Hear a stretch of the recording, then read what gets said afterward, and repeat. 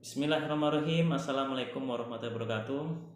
Alhamdulillahirabbil alamin. Asyhadu la ilaha illallah wa asyhadu anna Muhammadar Rasulullah. Allahumma sholli ala Muhammad wa ala ali Muhammad.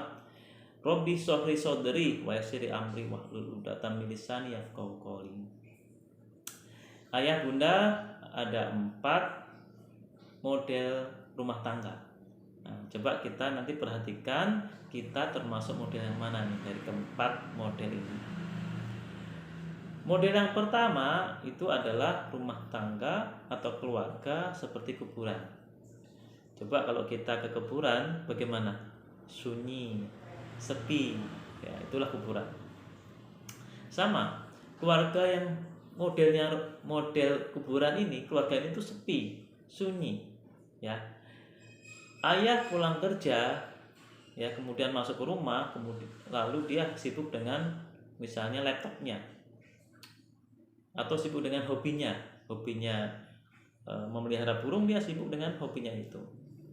Bunda juga sama, sibuk dengan filmnya atau drakornya, ya. Setiap ibunda pulang kerja yang dilihat pertama adalah nonton film drakor, ya seperti itu.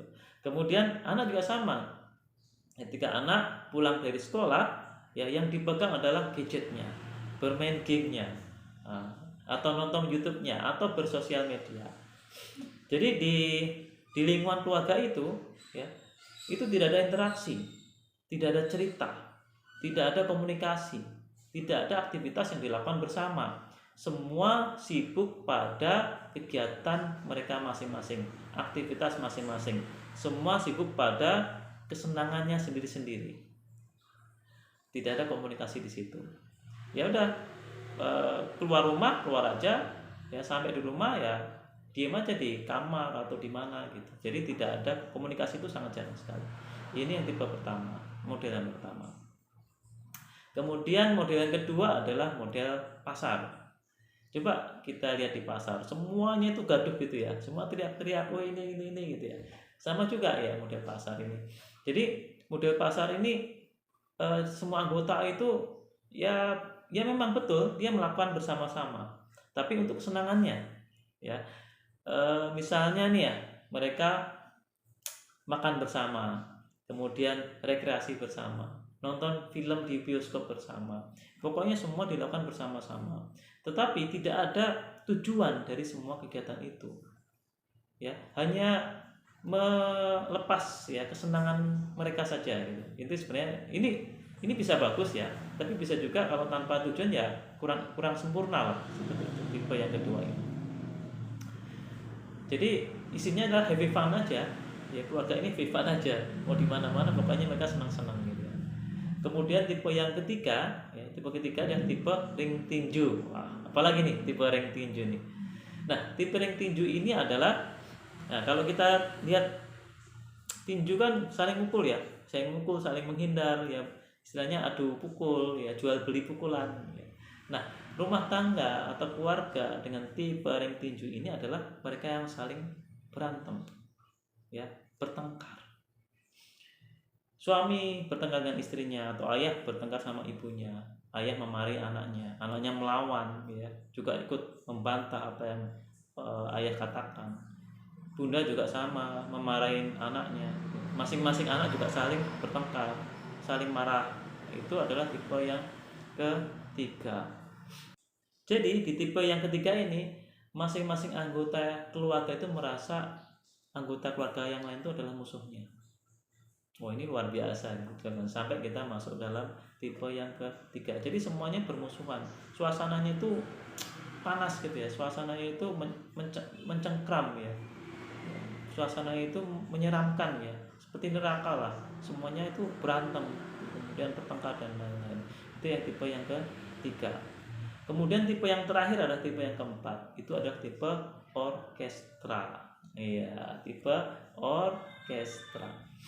Jadi ayah bunda, kalau kita melihat orkestra, jadi kita akan melihat sebuah pertunjukan musik yang luar biasa, ya, dipadu-padan di berbagai alat musik, dipadu-padankan sehingga menghasilkan sebuah tontonan yang sangat indah ya, sangat menawan ya. sangat luar biasa.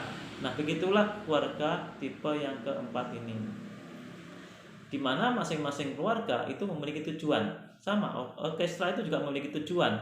Dia ingin orang lain itu benar-benar menikmati ya hasil dari yang telah dilakukan oleh masing-masing anggota orkestra itu. Sama juga anggota keluarga itu memiliki tujuan. Keluarga ini memiliki tujuan. Apa tujuannya? Misalnya nih, tujuannya adalah masuk surga sekeluarga. Jadi masing-masing anggota itu bersepakat ya, bersama-sama, bekerja sama, saling tolong menolong, saling membantu, saling mengingatkan, saling menasihati agar semua anggota keluarga itu bisa masuk surga sekeluarga tanpa boleh ada yang tertinggal. Tuh. Jadi yang jelas ayah sebagai leadernya ya, setiap malam dibangunkan semua anggota keluarga untuk bisa sholat malam, sebagaimana Rasulullah membangunkan seluruh anggotanya untuk sholat malam. Kemudian ada aktivitas puasa bersama, aktivitas ibadah bersama, aktivitas menyumbang atau bersedekah ke panti asuhan bersama. Semua dilakukan bersama-sama. Termasuk juga ketika masing-masing anggota keluarga itu punya cita-cita. Jadi tujuan tadi saya jelaskan tujuan di akhirat ya, itu masuk surga sekeluarga. Termasuk juga kita harus memiliki tujuan atau misi di dunia. Ketika kita sudah putuskan bahwa kita memiliki misi akhirat, yaitu masuk surga sekeluarga, maka kita juga harus memiliki misi di dunia. Misi di dunia apa? Kita harus bersama-sama mengangkasa bersama. Kita harus tumbuh bersama. Kita harus melejit bersama. Ayah, bunda, dan anak-anak bersama-sama, bahu-membahu, saling mensupport, saling membantu, itu harus mengangkasa bersama-sama. Entah kita punya mimpi apa. Apakah mimpi kita menjadi seorang pemimpin, menjadi seorang pengusaha sukses, menjadi seorang ilmuwan, menjadi seorang teknisi, atau menjadi seorang motivator, menjadi seorang pemimpin yang hebat, pembicara yang hebat, penulis yang hebat, atau seperti apa? Mau jadi seperti Habibie kah?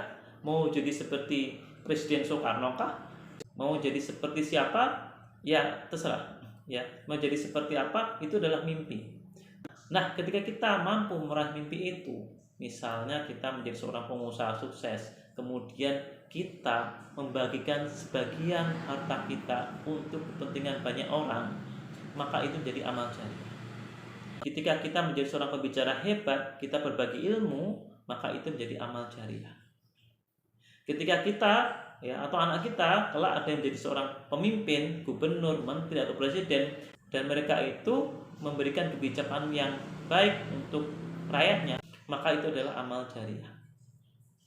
Jadi masing-masing keluarga itu harus mengelejit bersama, mengangkasa bersama. Kemudian ketika mereka sudah mengangkasa, mereka harus bisa menjadikan diri mereka orang yang bermanfaat bagi orang lain, sehingga mereka memiliki amal jariah. Yang amal jariah itu bisa digunakan kelak di akhirat untuk meningkatkan level surga. Jadi tujuan kita di dunia itu ya arahnya tetap aja tujuan kita di akhirat. Tujuan kita di dunia itu untuk mempertegas, untuk memperkuat ya tujuan kita di akhirat. Jadi kita harus menjadi orang yang hebat, kemudian bermanfaat, sehingga kita memiliki amal jariah, yang amal jariah itu bisa bermanfaat kita ketika kita di akhirat, menaikkan level surga kita. Nah, itulah 4 model atau tipe keluarga. Kita berada di tipe mana nih? Kita berada di model mana nih? Kalau masih di model 1, 2, 3, ya kita harus pelan-pelan bertransformasi ke model yang keempat. Terima kasih. Assalamualaikum warahmatullahi wabarakatuh.